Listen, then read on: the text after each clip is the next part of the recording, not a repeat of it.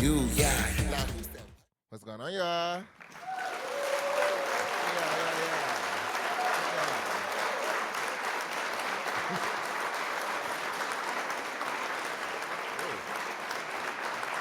What it do, what it do, what it do, what it do, what it do, what it do, what it do. It's your boy King, and we are here today for Artist Spotlight. Now, you're probably wondering, who we interviewing? Who we getting into today? Who we talking to today? It's me. Yes, it's me. Absolutely. I was out and about this weekend and, doing some things in these streets and stuff like that. And I was hanging out with a few friends of mine, and one of my peoples was asking me about the podcast and stuff like that. I'm telling them, talking to them about it.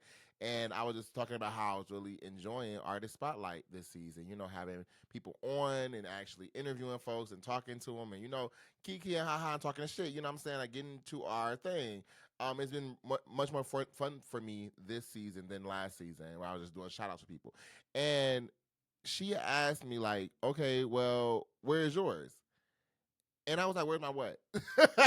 And she was like, where's your episode for Artist Spot? I would like to, like, go into your creative space and, like, learn more about you as a person. Because, again, this person, we just kind of got, like, locked in as of recently. And she kind of was just, I guess, intrigued by the kid.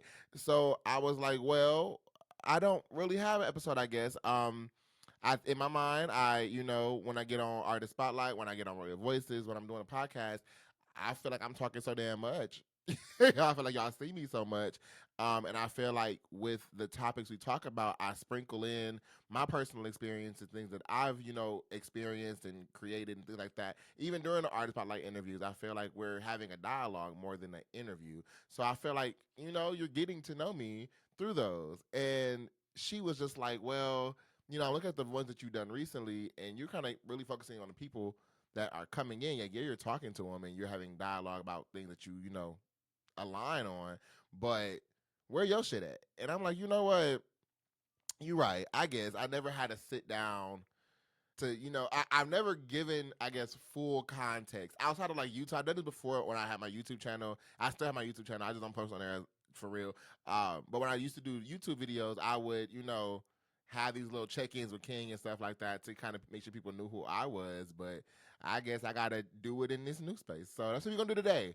And yeah, what I did to kind of make this a bit more, engaging than just me sitting here going down my life. I went ahead to Instagram specifically and asked y'all to ask me some questions. Y'all, one thing I do want to say on Instagram, y'all play all day. Okay, y'all got time to play. So I did have to sift through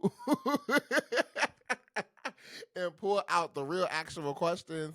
There were some questions that was repetitive that was asked multiple times, but also a lot of trolls. And the world we in today, y'all play all day. So I thoroughly enjoyed going through them damn questions. Some of y'all, you need that. Don't let me catch you. Because it's up in the stuck. But yeah, I got a healthy piece of questions, and y'all we gonna get into some things. But before we get into all of this, this is Artist Spotlight. This is a space where I utilize to uplift other creatives and folks in the creative scene for music, art, and fashion. This is also an extension of Royal Voices podcast, which is the official podcast of Kingdom, a creative hub for music, art, and fashion, and a space where, like I said before, we uplift creatives through networking, education, and a ton of other things. So make sure that you tap in with the brand on Instagram at KVNGDOM.co. That's Instagram and TikTok. For Royal Voices Podcast, you can catch these episodes bi-weekly every other Wednesday on YouTube at Royal Voices Podcast, all one word. And then, of course, on social media for Instagram and TikTok as well, Royal Voices Podcast, all one word. And then tap in with your boy, the kid, your host, Kvngjay, on Instagram at underscore JAYTHEDON underscore. And a link tree in my bio has access to all the other things that I be getting into, such as the music and all that other stuff. Now, I want to let it be known here, I am going back to my old way of doing Artist Spotlight and Royal Voices. Okay, so that I'm just going to tell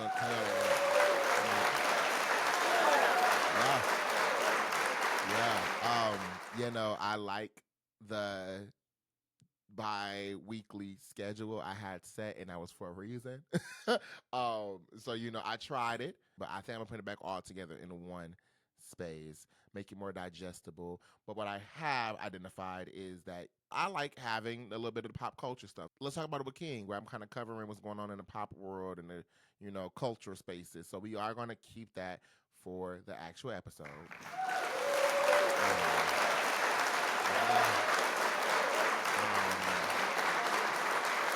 I think honestly, the segments will be the political stuff, just to kind of get into what's going on in the world, because y'all need to stay up to date with that. We're going to talk about it. Let's talk about it with King, cover some of the cultural, pop culture things going on in the world, and then artist spotlight, of course. We're going to keep that in there too, and then we're going to have the creative advice, because I think the creative advice is really something I think we definitely need more than ever right now. I want to make sure that we have the opportunity to kind of trade secrets and trade need to knows and did you knows and tidbits to kind of help people in any creative space, any business owners navigate these spaces a bit more effectively. So we're going to keep those there. Next episode will be uploaded not next week, but the following week, to go back to our cadence of what we had for the bi-weekly episode. So y'all, let this hold you over for a little bit, and we will be back to our regularly scheduled programming. Now, let's get into these questions. I think I just started enough. So we're gonna get into these questions. So the first one that I have on here is, how did all this start? I tried to think about what you was talking about as far as like what your question was entailing. I'm assuming you mean kingdom. So how did all this start? Kingdom specifically is what I'm gonna reference.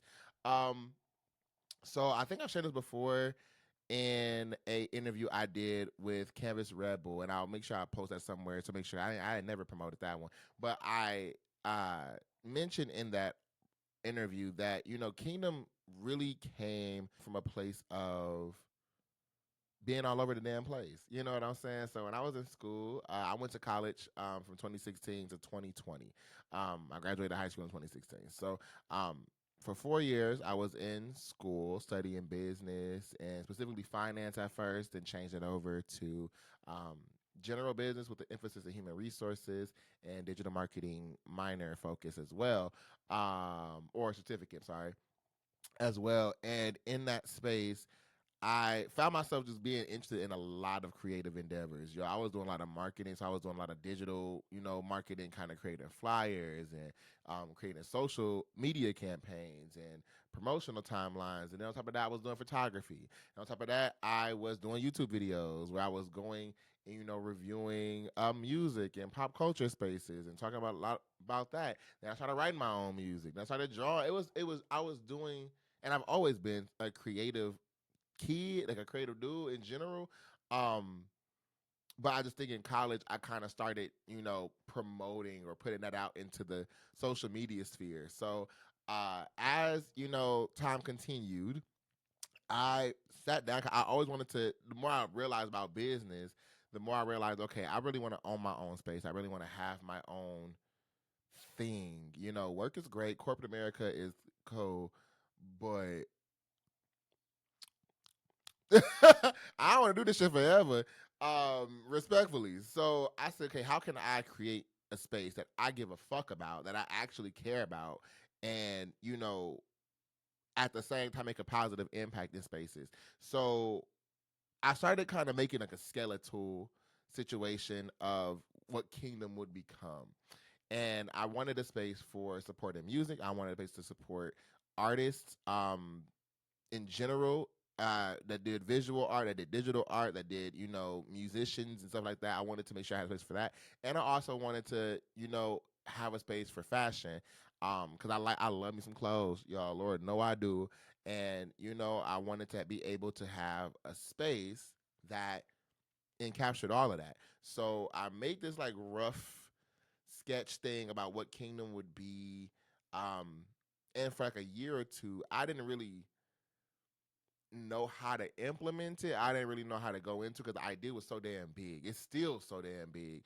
And I really didn't know how to compartmentalize it to make it digestible to actually start, doing shit. So I think for a second I started focusing on music. That's what I started focusing on first, was the music stuff. I worked on the EP, put the EP out, and said, okay, cool. That's there. Then I went ahead and got the brand LLC'd. So we were LLC as Kingdom LLC officially. Then I got my EIN and stuff like that, and started getting more into the business side of things.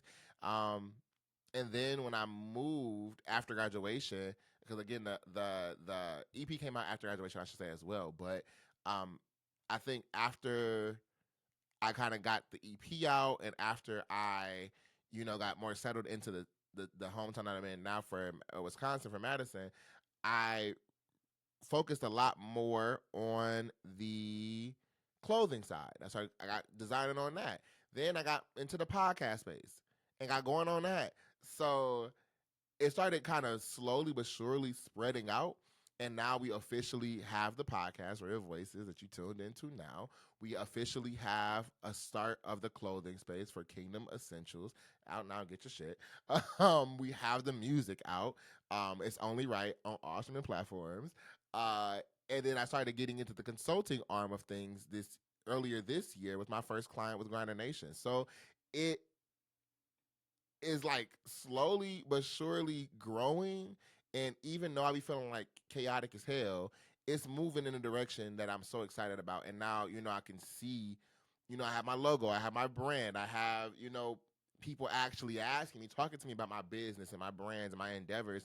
I can even sit here today and do a damn artist spotlight for myself. So to answer your question, how it all started, I was just a kid who, liked creative shit, got in the booth, got in the lab, went to school, took the things I learned in school, put it into this space, and boom, Kingdom is here. So that's the thing that we do in Kingdom. Yeah. Yeah. So, yeah, Kingdom is here to stay, and I'm so excited. We are moving in a way that I dreamed of, and and it's only the start, it's only the beginning, and it's up from here. So I'm gonna use this back when we make it a documentary in the future about Kingdom. I'm gonna use this interview, and we gonna be here like what to do. So I'm gonna say this now. Hey, shoot yourself. Do your shit. Pop your shit. Keep going crazy, kid. So next question that I have on here, y'all, these are not in no order. I really just grabbed them as they made sense to me going through the questions y'all had, because again, y'all play all day. Um Next question I have is, do you have a creative topic that you like most?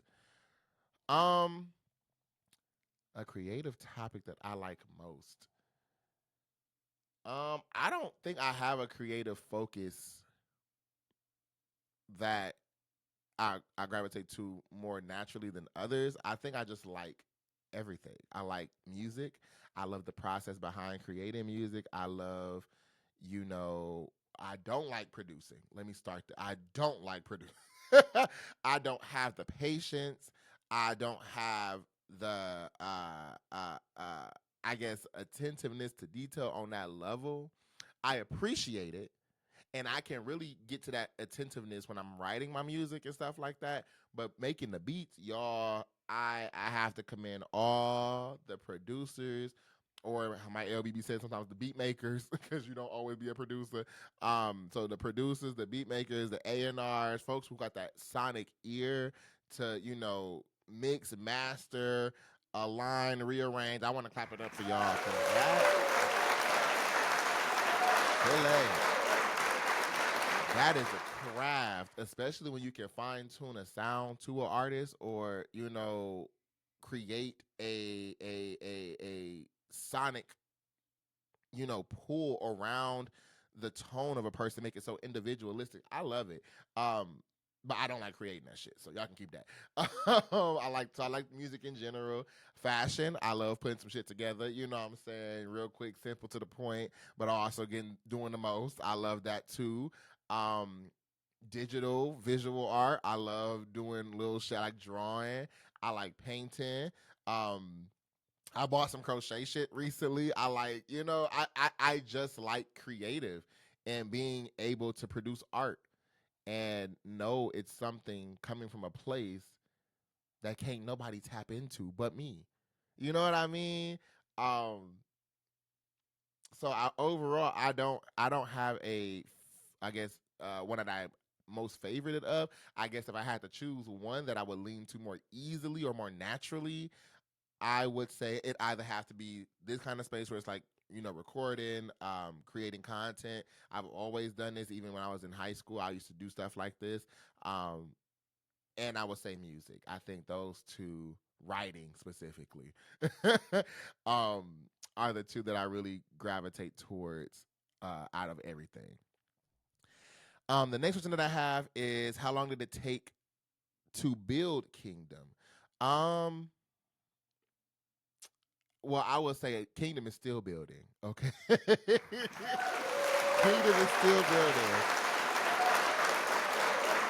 Yeah, I would say Kingdom is still in the works of growing and becoming what I see so clear in my mind. I've talked about this so much on the podcast. I think being in that creative space, we as creators are never satisfied. And it's not because we're not doing what we need to be doing. It's not because things are not going good or not going great or not progressing, but because I believe, will always be our biggest critic.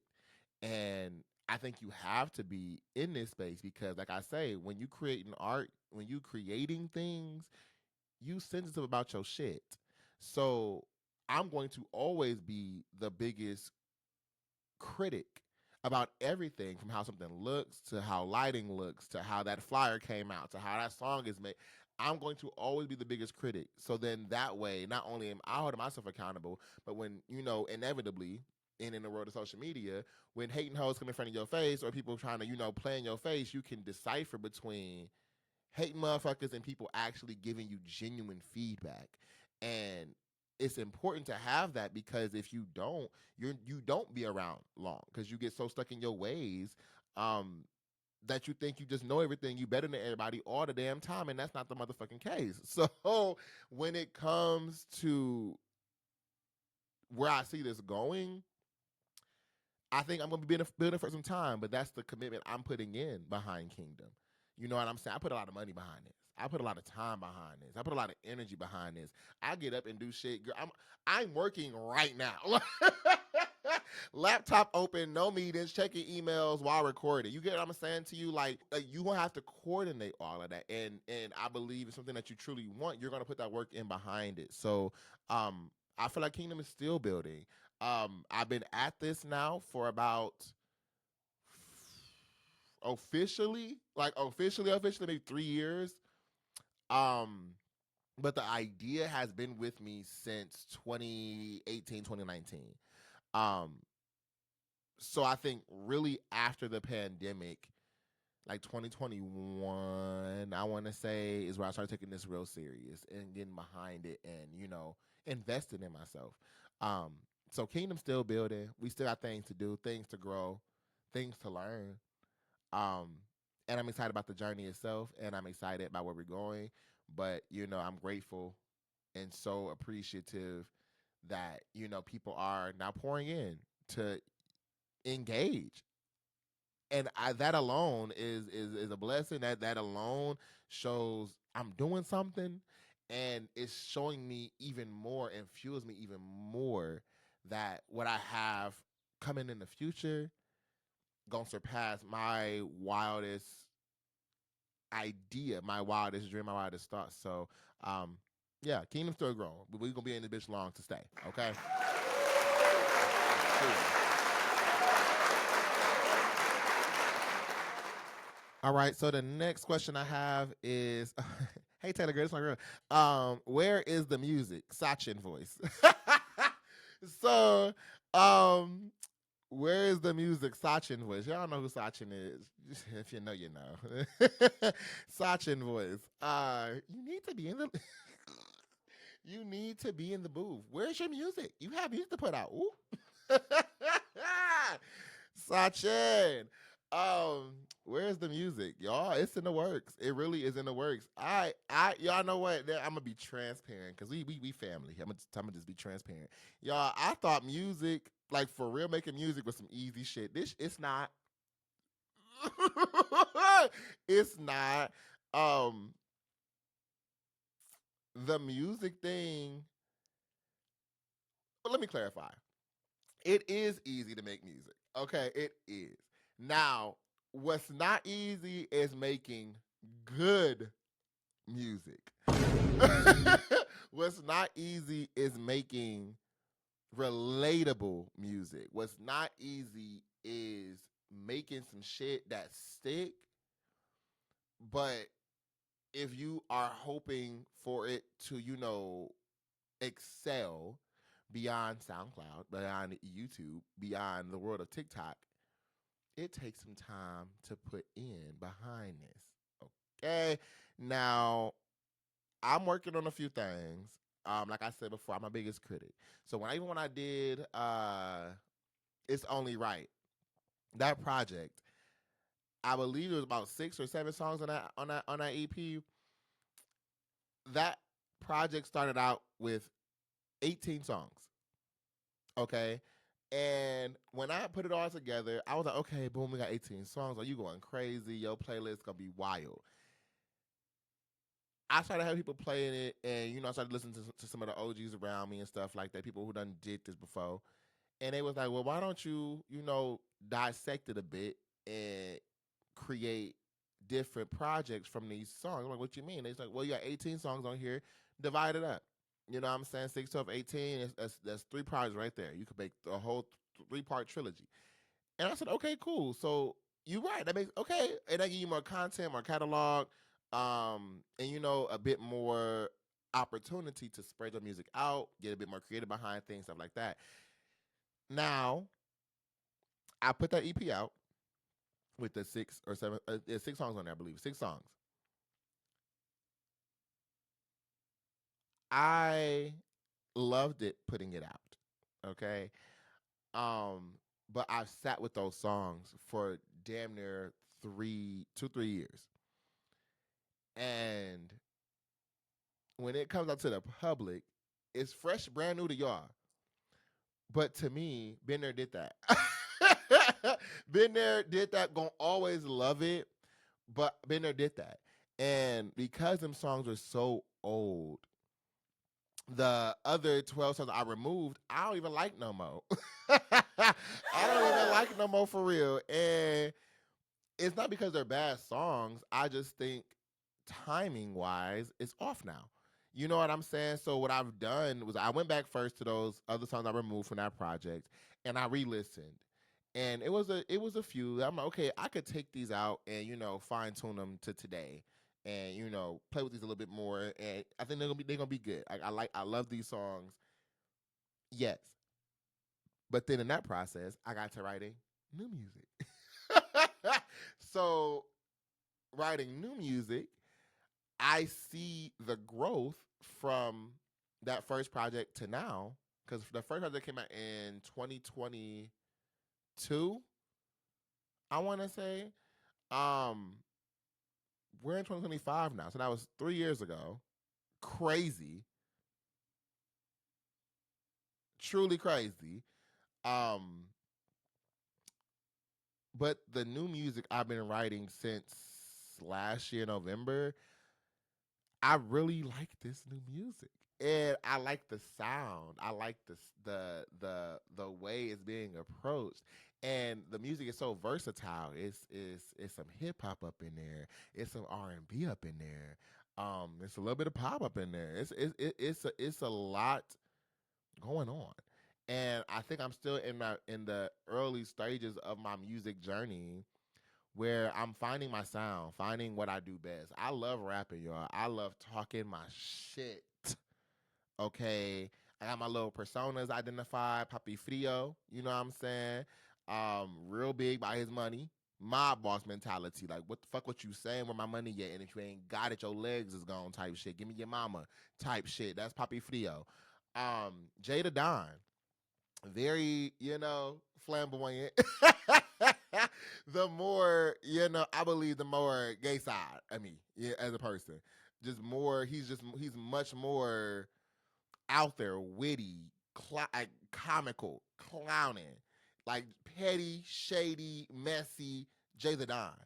Um, and then King, me naturally, me as a person in general, is a little nonchalant, don't really give a fuck, don't really care, but very intellectual, very aware of his surroundings, very aware of his self, um, and operating in his higher self, very spiritual, very, focused.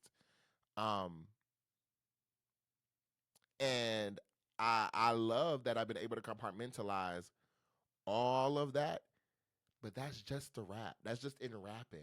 Now when I approach it to like R&B and I get to little vocalize and I'm singing a little bit more and stuff like that, that's a new space for me. At least on a record, like recording some shit. So it's, I don't know, it's a beautiful thing, and that's why I don't say I'm a rapper. I don't say I'm an artist. I'm an entertainer in general, but I'm an artist and I create. And sometimes I feel like making a rap album. Sometimes I feel like making an R&B album. Bitch, I might pop up and make some gospel music. I don't know. But I hope that my audience and people who are tuned in, align with that. And knowing we're multifaceted people, multifaceted beings, we're not just always in one mode all the damn time.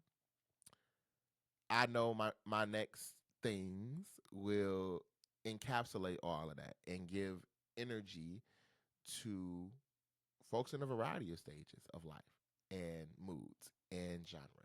So, um, music is coming. It's coming. It's loading. I want it to be right. I want it to be done with quality.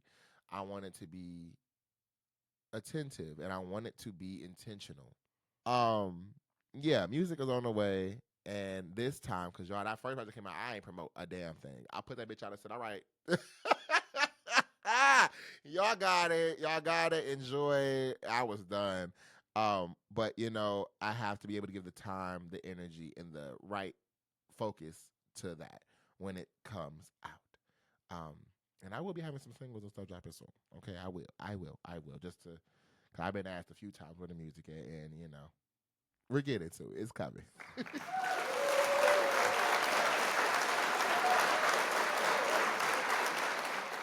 Okay, so next on the line we have, how long did it take for your locks to grow? Um, my locks. I think I've been growing my hair since okay, that was sophomore year. I picked for sophomore year, so 2017. Damn. 2017, 2018, 2019, 2020, 21, 22, 23, 24, 25. So damn, 8 years is what I'm going on. Okay, shit, 8 years. Yeah, 8 years. I've been growing my hair for about 8 years now. That is really crazy. Yeah, it's been a journey. Love my hair, love my locks. Um, I even got some little baby locks growing on the sides and stuff. Y'all ain't gonna see them on this damn camera because I only making them appear. But but they on the perimeter of, because I had like a high top. So when I started my locks, I had a high top, and I always wanted to have the high top locks. I didn't like having a full head of hair of locks. Your hair just look hot. It look heavy. Um, and honestly, I didn't want to deal with all that. So I had the high top for the longest. Did started my locks. Um, and I think earlier, is it this year or late last year? I think it was early this year. I went back and I wanted to start these new locks on the perimeter of my hair to kind of make another line of locks in my high top. So they're like maybe that 2-3 inches for maybe now length, but as you can see, my hair is much more longer than 4 inches. And I actually, even if y'all go back to the old episode, like from season one, my hair was much longer than what it is now, because I also went ahead and cut about 4 inches of my hair off because, well, one, breakage, and I had my hair dyed. And that's what I will say: if you're starting locks, start your hair healthy with like healthy hair. Get your ends clipped, stuff like that, because all that becomes your lock. So when I started my locks, I didn't listen. Um, and my hair was fine. It's been fine this entire time. But then I went ahead and dyed it with box dye, uh, back to back, and that's how you got this little brown color I had this brown color in my hair real bad. If you go back to my YouTube videos and stuff, y'all will see that brown was brown and like my hair was a golden sunset and it was nice. And now it's kind of like fading out, so I cut some of that off. Now that black on top is kind of coming through. Um, and yeah, but I'm gonna be transparent, y'all. I don't know how long I'm gonna have my lights, so I'm not gonna have them forever. And I'm really interested in seeing the kid with a beard in some waves maybe. I don't know. I don't know because I like my hair. I really do. So I don't want to come out here no time soon. Let me clarify. Um, but yeah, definitely on my hair, and it 8 years I believe will be 8 years this April. Yep, it was this April. Um, was my lock journey. So I think I'm gonna go for 10. I'm gonna go for the 10 years, see how I'm feeling in, and go from there. But yeah, thanks for that question. What's up, y'all? This is King. What's up, y'all? This is King live from the editing room. I don't know what the hell happened, but as I'm editing, I just noticed there's a section, a whole nice chunk section of like just questions missing. Video is visual, but the audio just don't exist. It just cut out, and I can't find no logic, rhyme, or reason behind it. So you know what I said I'm gonna do? I ain't gonna leave you high and dry because I feel like this was a cool little Q&A. So I'm gonna go back to the questions I pulled from and just pull new questions and add in a little 1-2 here, and then back to the regularly scheduled programming that you tuned in for. So we gonna do it like that, okay? We gonna deal, and we're going to deal. Yay! All right, so let me see. So one of the questions was any collabs coming or anyone you want to work with. Um, I think overall, like for music, well, I guess for music, any collaborations I really want to have, not really, nothing coming to my mind. I do want to do collabs with people. I think that'd be a cool thing to do, to feature on somebody's music, or somebody feature on my songs and stuff like that. That'd be a cool thing in general, but nobody's coming to my mind. It's like, oh, I need to have them on my project, or I need to hop on a project. Um, I will say I would love to work with my cousin, Baby Saif, tap in with him. Definitely, definitely some heat there. My boy Cam, locked in, cool little vibe he got going. Um, Elliot, cool vibe. I love his music.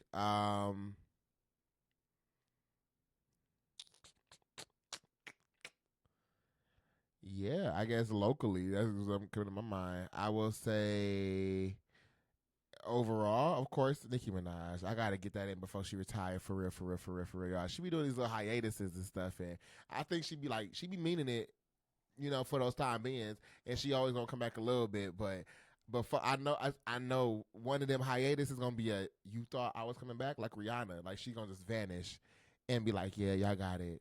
Um, so yeah, I'm gonna need that. I'm gonna need that before Nicki tap out. Big Sean, uh,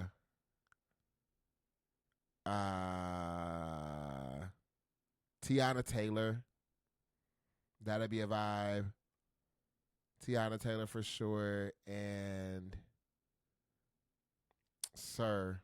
I want to do a song with Sir and her. Oh, those would be some vibes. That'll be some vibes there. That'll be some vibes there. So yeah, I got a couple people that I would like to work with in the future, but nobody's like jumping out at me immediately.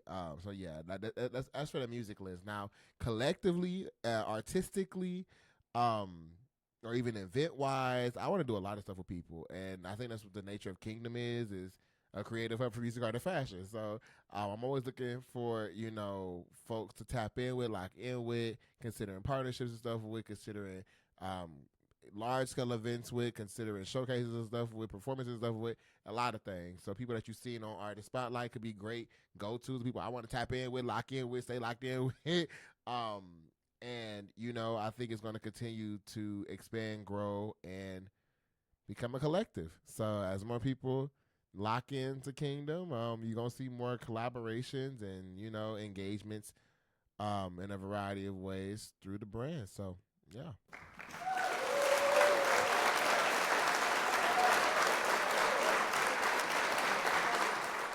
The next question I have is, why did you stop the freestyles? The freestyles. I guess I did stop them. So if you follow me on Instagram, I think during like the pandemic, like 2022, 2023, I was doing these freestyles out the ass, yo. Like when I say writing verses, like right before I was recording type shit, like I was really in my in my freestyle bag. I was really in my on the spot type bag. But y'all, that was stressing me the hell out.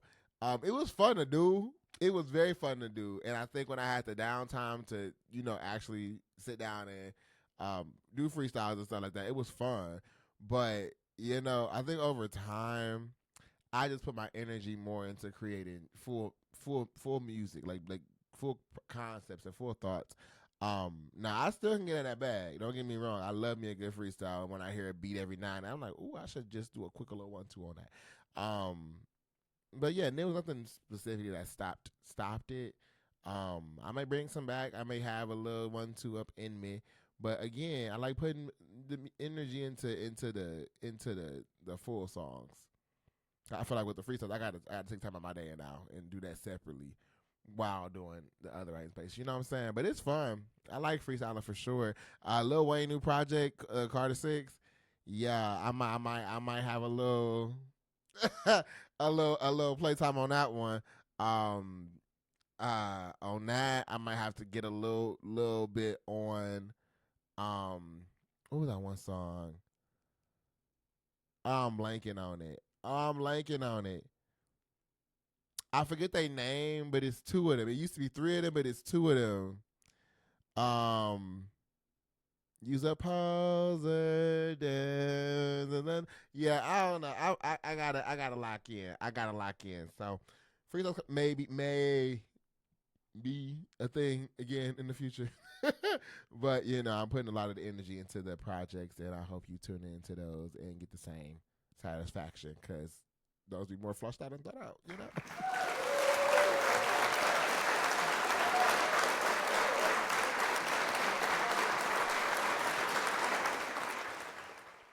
So the next question that I have here is, how did you find your passion for this creative space? Was this something that you just got into, or was it natural? Was it something I just got into, or was it natural? I think it's the same thing, baby. But but yeah, like I mentioned before, it was something that kind of just naturally came to me. When I was like I said, when I was a kid, I used to do a lot of drawing, and my granddad really was a big drawer. He really liked sketching and creating, just great illustrations and great visuals to stuff. And then I had another person, my grandma, on my other side of my family, used to talk to, and this man used to also draw, but he would draw like in cartoon style, like very much for comic books or like the newspaper and stuff like that. So, yeah, that part was always there. And as I kind of got older, I taught myself how to do origami. My parents was confused as hell. Like, who the hell taught you that? Nobody. It was just me. I found a book. I used to watch little YouTube videos and tutorials and follow along. And I made a lot of shit out of paper, y'all. I mean some shit that really. And I look back on it now, like thinking to myself, like that was crazy, or it was so normal to me. But like looking back now in my parents' perspective, as a kid, you picking up hobbies like origami. And I wasn't making no little shit like the little cranes and stuff. I was making complex stuff like movable bats, plant eating Venus traps, these like geometric art installation pieces. Like it was so, I don't know. It just, again, when I was younger, it felt normal. But to my parents, like from my parents' lens, that had to be crazy as hell. Like you have to think you had like Einstein on your hands or something. Like that's a visual that's really, really unique. But yeah, I used to do that. I was in orchestra, so I played the violin. I want to say for about 7 or 8 years, like from middle school up until I graduated high school. I was in that motherfucker. And again, playing music, we was playing music so advanced that was so far ahead of us. People was buying me like when I would get gifts for my music stuff, people would buy me like pieces like Flight of the Bumblebee, shit like that. Like people was playing very complex things, and you're like 12, you're 11, you're 10, you're in middle school, you go into high school. Like it was, I don't know, it was something that just I always gravitated towards. I always found fun, and I just was naturally kind of gifted in, I guess, in that sense. But I really do think that orchestra and band, I also was in drumline, whole nother thing. Like cello for a little bit too. It's a whole other thing. But I think it really taught me like the having an ear, like sonically, being on rhythm, catching beats, intonation, understanding how things work together, how different parts of a song is actually constructed, composed, and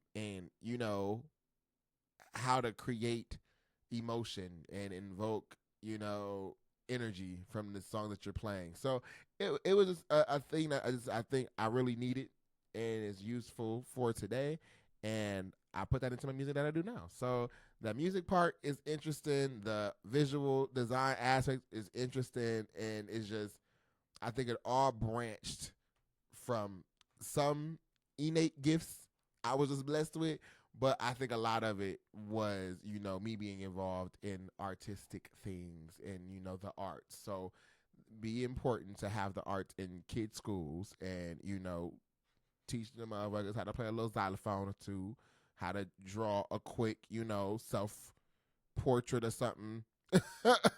Just be creative and exercise that, because you never know how that can excel a person. You never know how that can benefit a person or send them down the path that they destined to be in their life. So keep the arts in schools and be involved in it. So the next question I have here, y'all. I saw this question the first time when I was recording it, and I skipped over it. But I feel like it needs to be addressed because, well, one, this question was asked, I think, at least 15 to 20 times. 15 to 20 times it was asked in this Instagram poll thing. And a person that asked this question over 6 times. One of the people that asked this question over 6 times. And sir, I want you to know how crazy. I'm not gonna embarrass you on this damn screen, cause I know you in real life, in real time. We not locked in, but I know of you and you know of me. You don't have, if you wanted to know questions, you don't have to go to somebody's story and spam the same question several times. You look crazy as hell when you have my contact information. Okay? Just next time, pick up a phone, text, you could call, you got my email. Like, we cool, but like, relax. Anyway, it wasn't just you who asked this question, it was multiple people. But I'm gonna just read the question because that's just pissing y'all. That just pissing y'all. Yeah, so the question is, do you have a boyfriend or a girlfriend? It's 2025, so I want to be respectful. Again, this question was asked a lot of different ways. This was just the one that this motherfucker asked 6 times. And I find it that you said, I just want to be respectful while spamming the same question 6 times. I digress. I'm moving on.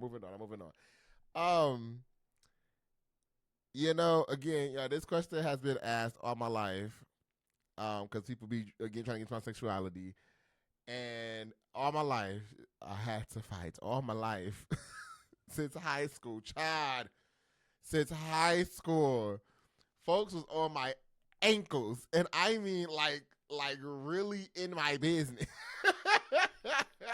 Like really truly in my business. Um it's just the key. And y'all high school, ooh, can I say that? Can I say that? Ooh. Fuck it. Fuck it. Fuck it. I'ma say it. My people was my business so bad. If you know, you know. People used to be my business so bad. There were teachers at my high school. I'm not gonna say, I'm not gonna put nobody on blast because I don't want to get sued in any way, shape, or form. These are just the things that I experienced. There were teachers at this school in high school who would stop class. I mean, literally stop teaching students the curriculum to discuss my sexuality. Okay, if we fuck it. If we really want to get messy, there was a basketball player. I I ain't gonna say no names because he's in the league now.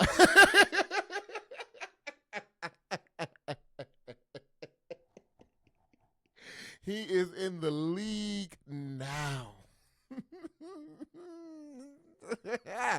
I ain't gonna be. If you know, you know. Look at do your Googles if you will. But this basketball player was it was heavily in the mix with the LGBTs, and he got his own things going on there, but he was also a key interest in knowing my sexuality as well, and often led conversations with teachers in the middle of classes doing this. So I saw that to say because that was messy. But I just really want to paint the picture of how in depth people have been asking this question. How long? Now, as I got to college, I think I just shared this insecure ass nigga vibe. Very I think in high school I was just very self cautious, very concerned, worried with people, with the world. And, low key a little like scared of motherfuckers, and I don't understand. I don't understand the fuck why. Cause looking back, I'm like, get your ass up, like stand up, like. But when I got to college, that's what the fuck I did, and at that point, I just stopped giving a fuck. I stopped giving a damn, because my thought became, who'd be my ass? So, anyway, I'm dancing all on this question, y'all. Answering all on this question.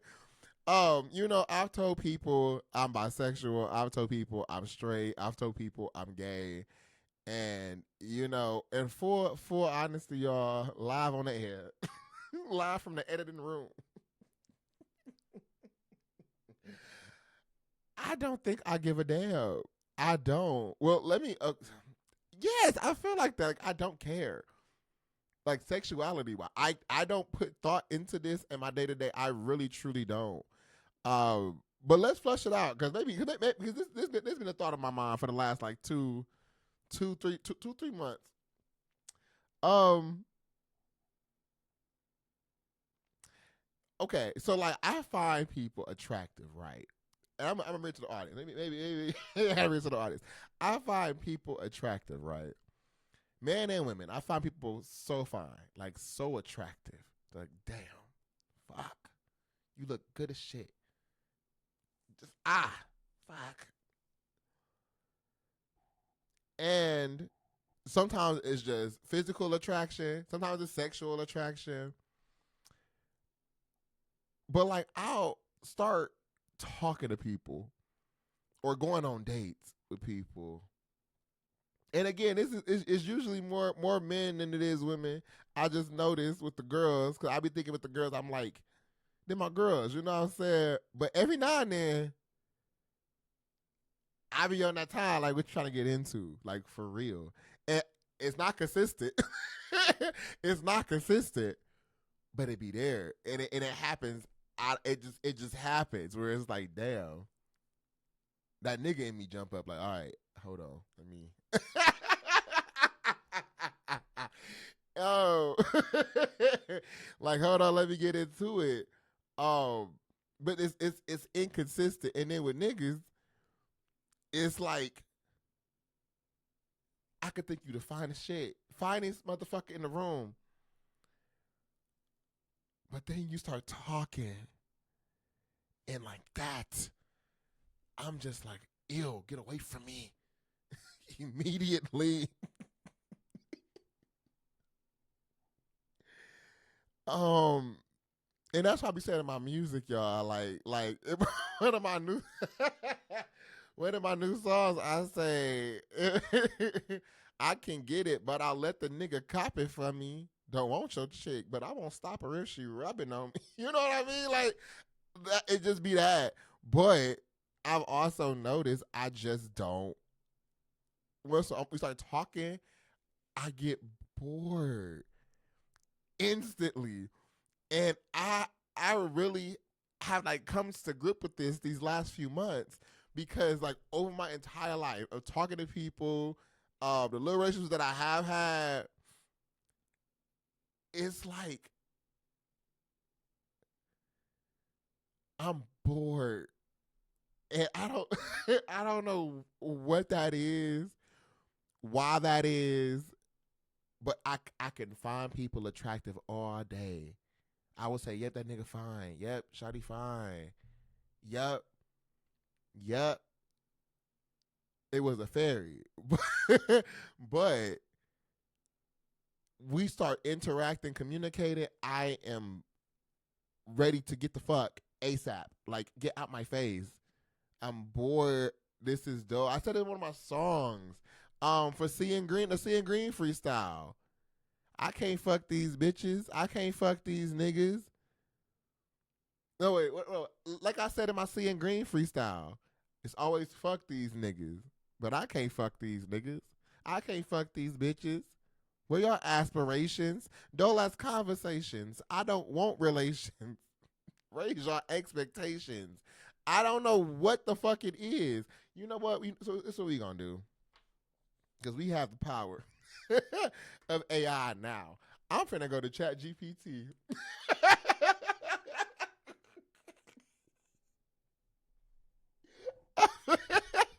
I'm so dead ass. I'm finna go to Chat GPT right the fuck now.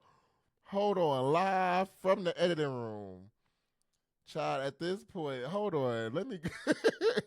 I am so serious. I'm about to go to Chat GPT. Okay, hold on. And by the way, while I'm typing this in, looking this up, happy Pride. We doing this in real time.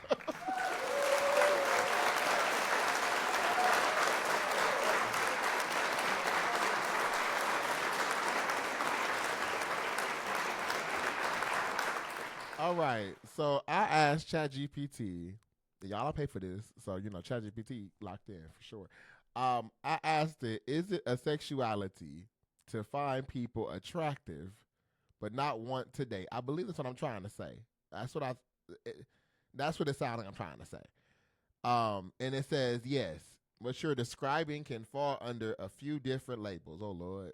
Now see, this is the part, and this is why we say I don't give a fuck. Cause a few. All right, depending on the nuance of your experience, at its core, being attracted to people but not wanting to date could align with one or more of these. Okay, so it says the first one is aromantic. Aromantic, Aromantic. Aromantic. Aromantic people. I feel like I'm saying that wrong. Aromantic. Aromantic. I don't know. Aromantic people. I'm gonna say that, but it still feel wrong. Aromantic people don't experience romantic attraction or don't feel the desire to be in romantic relationships. I don't agree with that. I don't feel like that's the case. It got more. Okay. You can still find people physically attractive or have sexual attraction and be romantic. You can still find people physically attractive or have sexual attraction and be aromantic.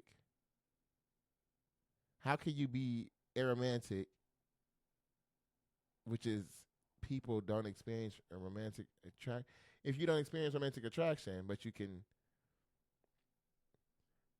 sub-label. Okay, hold on. Okay, so sub-labels include gray romantic, rarely experiences romantic attraction, or demi romantic, only feels romantic attraction after forming a strong emotional bond. Okay. Okay. Now that, let me look that up. What is that? Y'all, we is learning in real time. Come on, learn with me, y'all. What is that? Hold on. Demi-romantic defined. A demi-romantic person only experiences romantic attraction after forming a strong emotional bond with someone. So unlike people who might instantly crush on someone they find cute or attractive, these romantics don't catch romantic feelings until there's a deeper connection, if ever. Let's give is this what Aquarius is? I'm an Aquarius. Is that one of the things? That is interesting. What it doesn't mean. It doesn't mean you never fall for anyone. Just romantic attraction isn't immediate. It doesn't mean you can't be physically or aesthetically attracted to people. You might relate if you never had a crush at first sight. Okay. You've never found people attractive, but didn't want to. What? You found people attractive, but didn't want to date them unless a really deep connection developed. You feel confused when others fall in love quickly or have frequent romantic crushes. Baby, some demi-romantic people are also demisexual. What is that? Only feeling sexual attraction after emotional closeness. Feeling a sexual attraction after emotional closeness. Like you want to fuck. Is that what that is, Artie?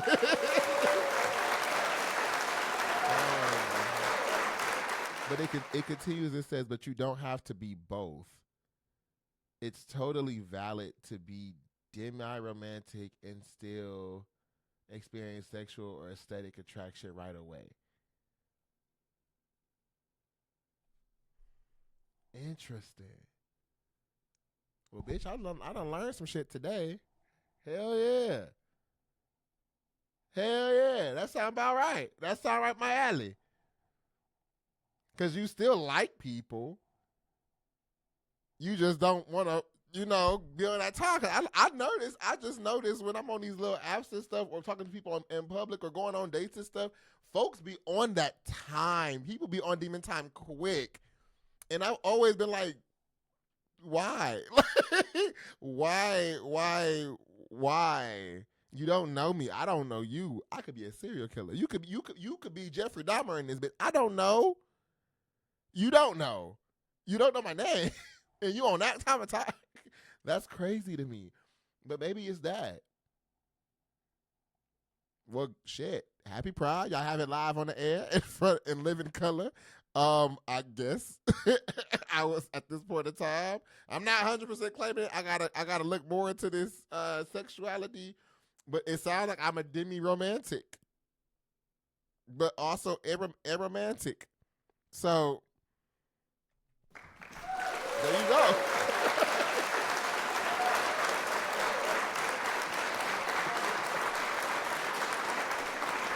What the hell? Now we on live doing Pride, figuring out sexualities. Y'all. I love it. Come on, family. I love it. I think I'm gonna go ahead and kick it back to the regularly scheduled programming, and thank y'all for tuning in to the Artist Spotlight with Key. Next question that I have is, will we be getting a fashion line soon? There's one out now. Kingdom Essentials. Get your shit. Right? Well, yeah, I guess to answer your question more directly, I would say Kingdom Essentials is out now. That's more so like merchandise, so you can get the Kingdom logo, brand, and all that stuff. In hoodies, t-shirts, tote bags, stuff like that. And that's kind of my soft launch into that fashion space. Um, Now, if you're asking more for like custom pieces and stuff, like something like this, like I'm wearing like this little shirt, something like that I'm wearing right now, or the denim jacket that I'd be wearing sometime. Like I think I do want to get into those spaces. What I'm learning, and we had Kaylin on the show for Artist Spotlight, who is the founder and CEO of Core. Um, I think watching her, listening to what she's been sharing with me, and kind of just the advice she's given me over the years, fashion is a whole other beast. So the same way we be locked in with music and the process with A&Rs and producers and rewrites and all this other stuff, fashion got the same thing, y'all. It's designs, it's manufacturers, it's production times, it's a lot, it's measure, it's a lot that goes into fashion. More than just saying I want to make a hoodie or I want to make this shirt or I want to make a jacket. And it's a lot more people involved in that than I expected to be working with.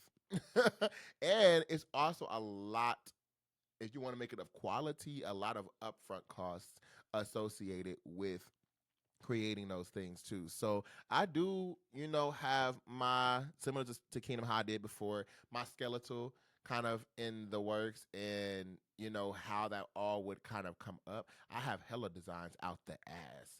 So design wise, we good there. I got designs for days. Um, but the actual process behind it, I want to make sure I can be attentive to it, or can hire somebody who can be attentive to that stuff, and have me along for the ride, and dumb shit down for me in layman's terms, so I can be involved creating those things, not necessarily managing the processes behind them, but being involved in the process, so I can kind of get the final approval, get tests and stuff like that, samples and stuff like that made, and make sure I can put my king step on it before things go out to the public. But yeah, it's loading. I'm not gonna say soon, but it's definitely loading in a branch of Kingdom that I want um, formulated to be not only items that we're selling, but a great way for other individuals to collaborate and get more exposure in this space as well. So clothing line loading. But for the meantime, tap in with Kingdom Essentials only on kingdom.com. That's KVNGDOM.com. Get your Kingdom Essentials today.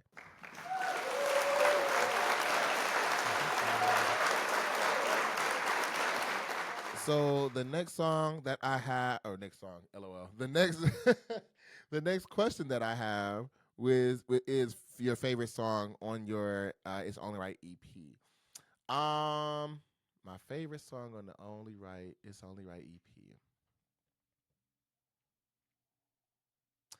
I will say my favorite song on that whole project is 11:59. And 11:59 is, I think, to this date at least, or no, for that project I should say, my most vulnerable song I have on that project.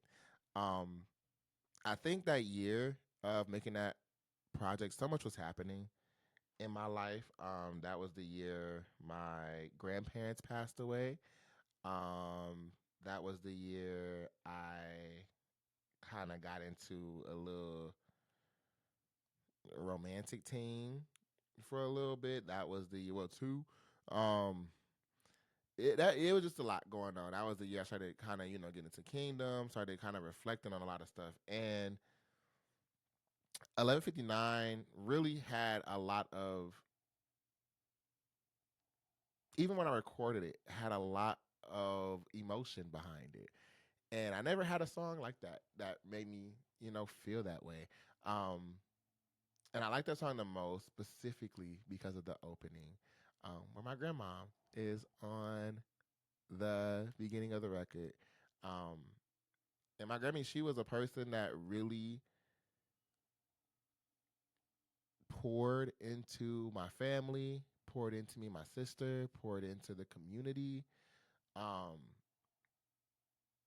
same with my granddad. People who were very, very big, just advocates for me and my sister, just very big supporters in anything. I mean, anything we wanted to do, we wanted to learn about, anything we were doing, they were there front and center. Um, if that was a ride somewhere, if that was money for something, if that was materials needed for something.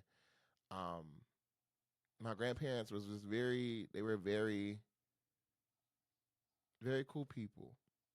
And what's crazy with 11:59 is that I was writing that song for about 2 months, and a month in, I just couldn't finish the song. It just wasn't like it just wasn't it wasn't hitting for me. And I was like, you know what, I'm gonna let it go for a second, let it be. And the day I got a phone call that my granddad had passed away, I cannot make this up. In like 15 minutes after I hung up the phone, the end of the song came like that. It structured so wonderfully at the end. I remember recording it, and this was, I think that was the only song I actually recorded in the studio. That was the only song I actually recorded. Everything else I recorded at home on my setups and mix and master myself. Got the beats offline from BeatStars. Shout out to BeatStars. People got they takes on BeatStars, you know what I'm saying? But that was the only song I went and recorded officially at a studio. And I remember being the nerves of being at the studio for the first time. I wasn't even giving a damn. I didn't care no more. But once the song kind of started going, and I got to the end of the song, I started like tearing up. And I remember hearing the engineer on the other end kind of asking like, "Hey, you good? You need to want to take it again?" I said, "Nah, I'm okay." And then my phone started ringing.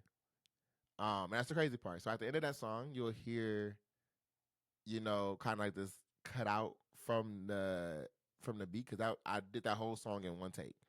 So I didn't edit nothing. I just did it all in one take. Um,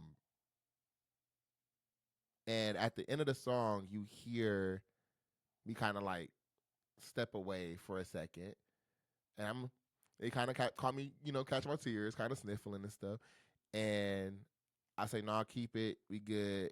And as I'm talking, because that song also talks heavily about how I'm so busy that at times I feel like I'm not where I need to be, or I'm so busy that I feel like people that I care about are neglected in a sense, or put on the back burner, and I don't ever want people feeling like they can't talk to me, or they can't get a hold of me, or they can't pull up on me, or I can't pull up on them. You know what I'm saying?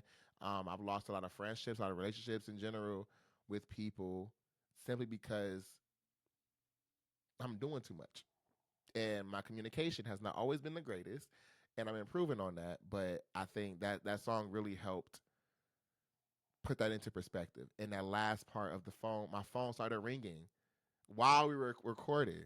So that's the last thing that you hear. You hear it fades off on my phone ringing to show even more in real time. I can't even record this verse without somebody needing my attention for something. But I'm happy to say I think I'm getting a much more um, healthy balance with work and my business and relationships and friends and family and stuff like that. I'm getting much more comfortable, I will say, in these spaces, and doing a bit better communicating with people. Still a bad texter. We'll wholeheartedly say that. Still a bad texter for sure, but um, improving. And 11:59 will, for that project, will forever be my favorite song, just because my favorite people are on it. And I think that time really reflected what I was going through. So, yeah.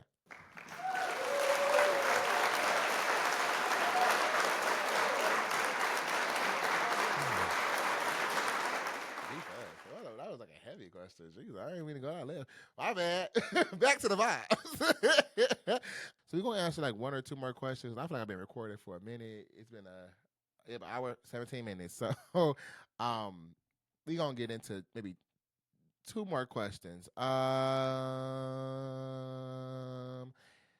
Next question I have is what got you into politics? I'm not in politics. Let me clarify, y'all. I am not in politics. Um, I like learning, and I think it's important that people are attentive to what's going on around them. Now, I guess what you could say is what sparked my interest to be more focused on politics. Trump. Trump. When I went to college my first year, 2016, when I was the election, I was first eligible to vote in. So, I think that was Trump and Hillary. Yeah, Trump and Hillary was running. And, I didn't, at that time, I didn't understand all of the, lingo, jargons, policies. I didn't understand all that. I understood the two parties. I understood there were more than two parties. Um, I understood they were running on different promises to the people. And I just started recognizing, because even though I wasn't in politics as far as awareness goes, like kind of in high school and middle school, I did watch, TV. So, watching TV show like The Boondocks, or, being on Disney Channel or Nickelodeon or BET, or movies coming out, they would all make these references and stuff to political situations going on. My parents were very aware of like watching the news, and my mom down, like she loved watching the news when I was a kid. My dad would do the same thing. I watched the CNN, watching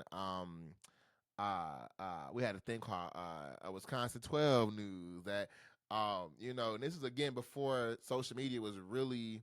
I don't say social media wasn't really doing anything. It was like it really just Instagram. We had Vine and stuff, but TikTok and all that really wasn't as prevalent. We had Facebook too, but again, it wasn't in a space like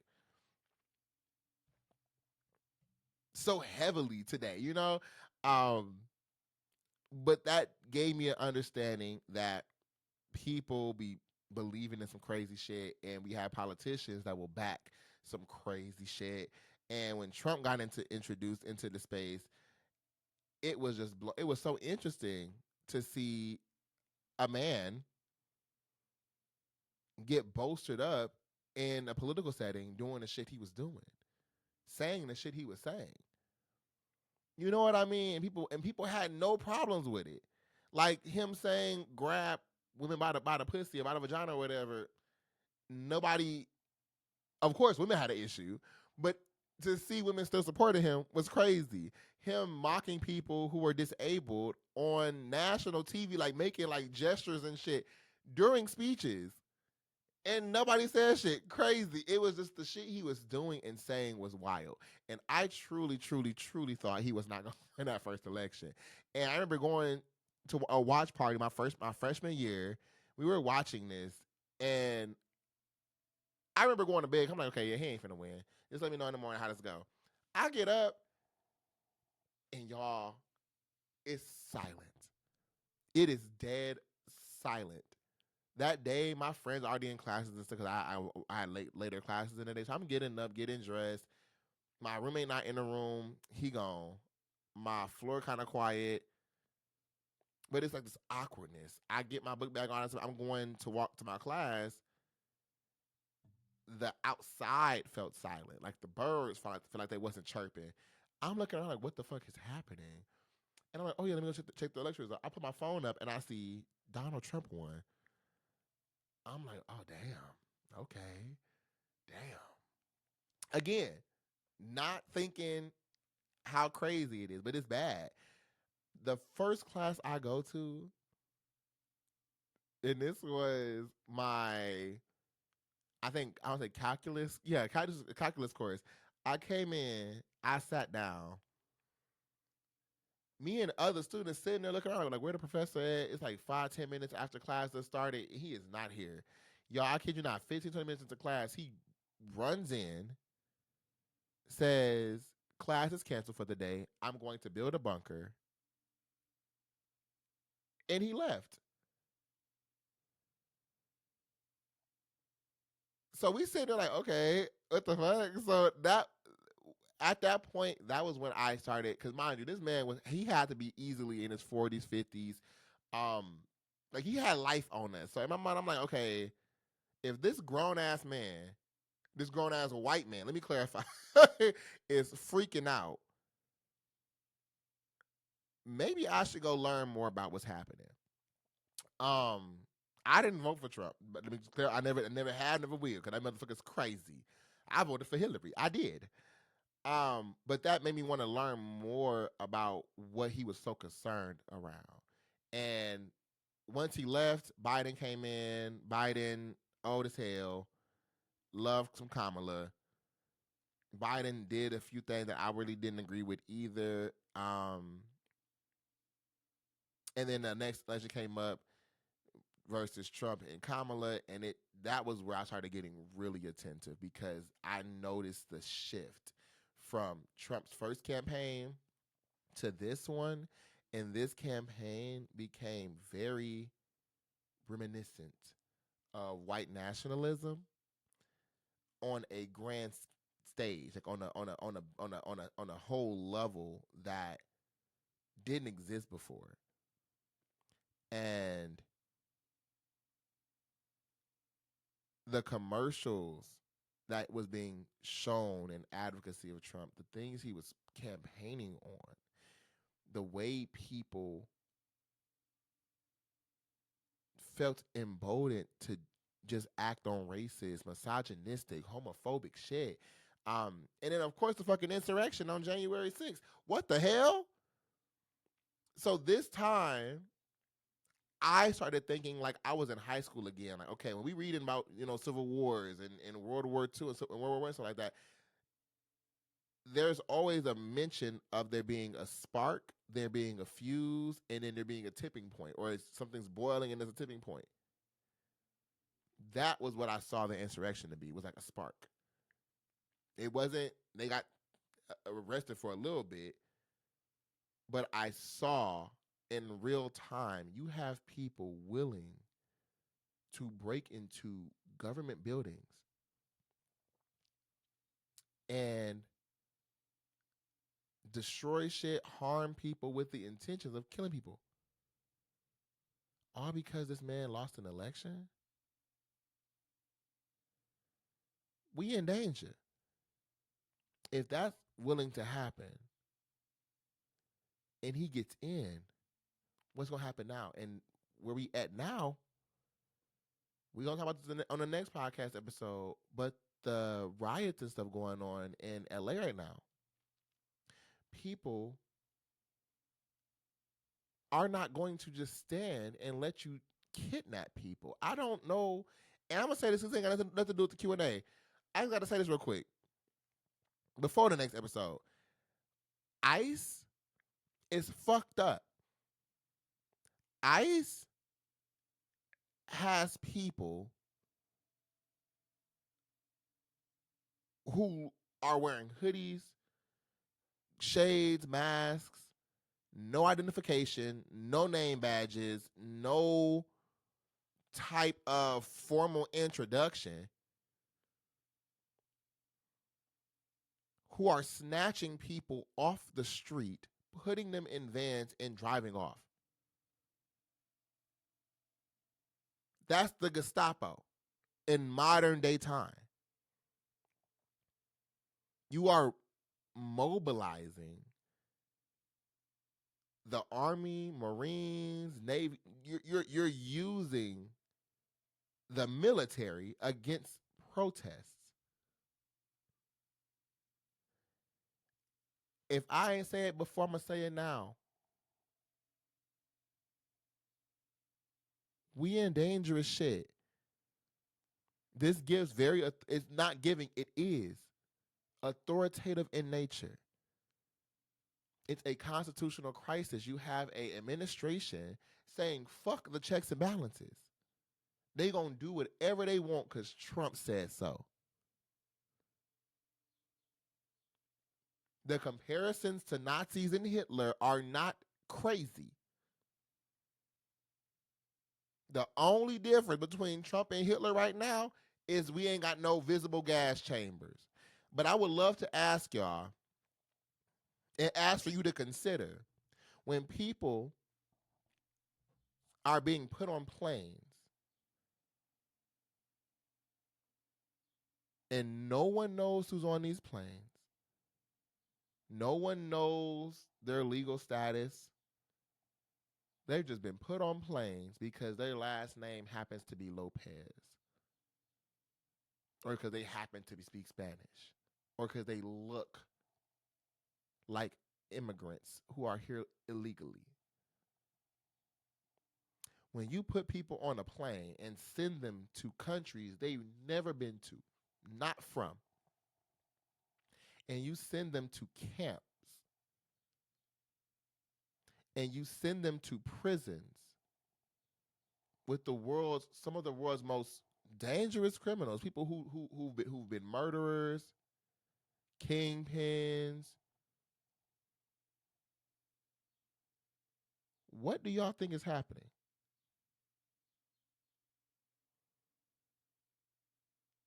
I would encourage y'all to Google Maps.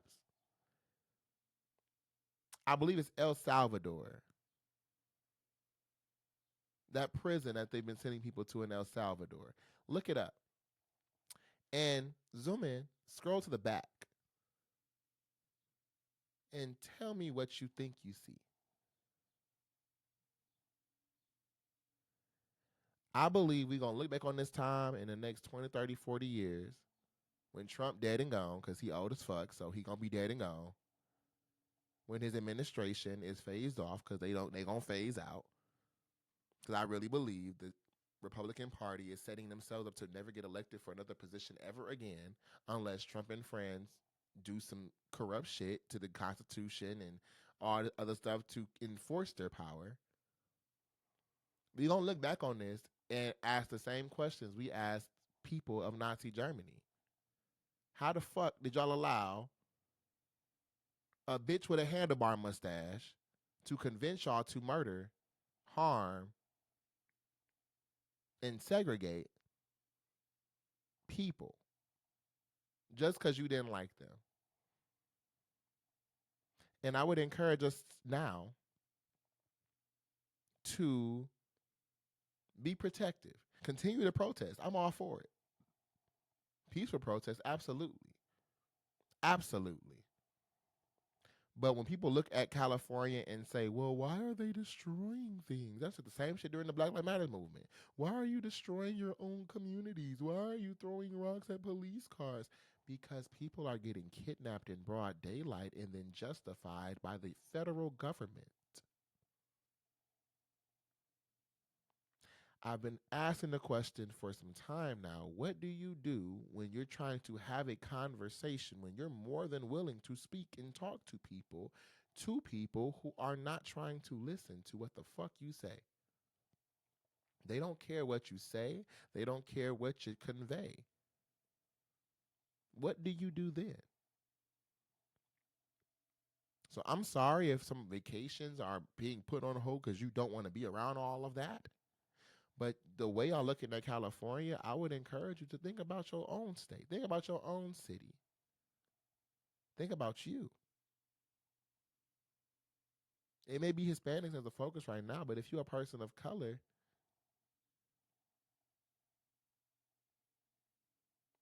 think to yourself.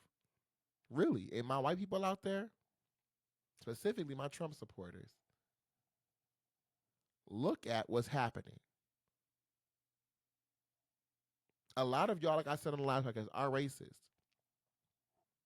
But for the others who are truly just ignorant, truly are willing to learn and open up their mind to separate yourself from racists,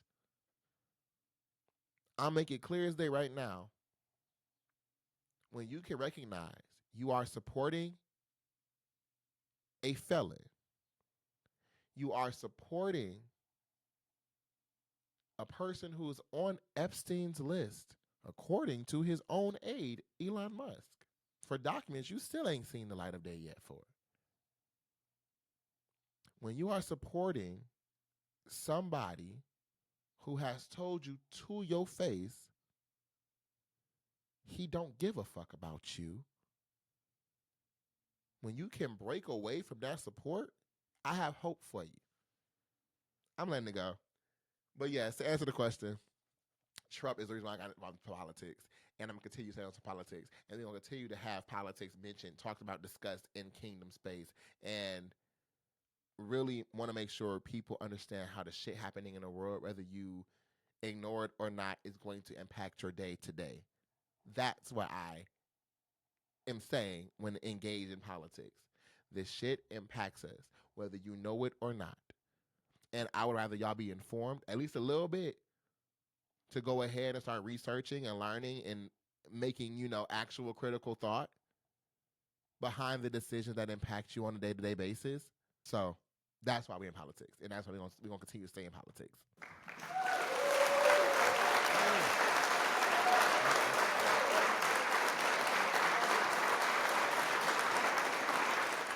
Y'all, I'm going to answer one last question. Thoughts on Diddy? I ain't answering that because you ain't been watching the show.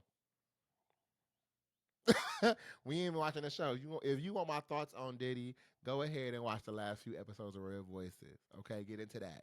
Thoughts on Diddy in a nutshell. That motherfucker did it. He definitely going to jail. He not the only one. We got to be more attentive to everybody else around him. Hate the fact that it's a black man going to jail, and I hate the optics being painted around this case, despite him really doing these things. And he, again, needs to go to jail. Go back, watch the last episodes, and you'll be able to catch all up on what's going on. I'm going to go ahead and end it here because I'm tight. I'm tight, and I just know to let it go. You know what I'm saying? So I want to thank y'all for tuning in to today's Artist Spotlight. I hope that, the questions was a little bit more insightful for the kid. Hopefully, be a little bit more now. Maybe I'll do this again in the future. Just check-ins with King or something like that. I don't know. But yeah, now we have it on the docket that, Artist Spotlight is here. I've had mine. Enjoy, But I also feel like I'm going to be also leading the show. So I may not do these often because I talk a lot on those shows, but I hope this gave y'all what y'all was looking for. So with that being said, thank y'all for tuning in to today's episode of Artist Spotlight. Again, to stay up to date with everything that I'm doing, what's going on with the kid, you can follow me on Instagram at _JAYTHEDON_ and the link tree in my bio will have access to everything that I get involved in as well. Y'all tap into Kingdom Essentials on kingdom.com, KVNGDOM.com. And get your merch today. Great items there. Music coming on the way. And yeah, thank y'all for tuning me today. This was a cool little thing, and I hope it gave you a bit more insight about the kids. So with that being said, thank y'all for tuning into Artist Spotlight, and y'all enjoy the rest of your day.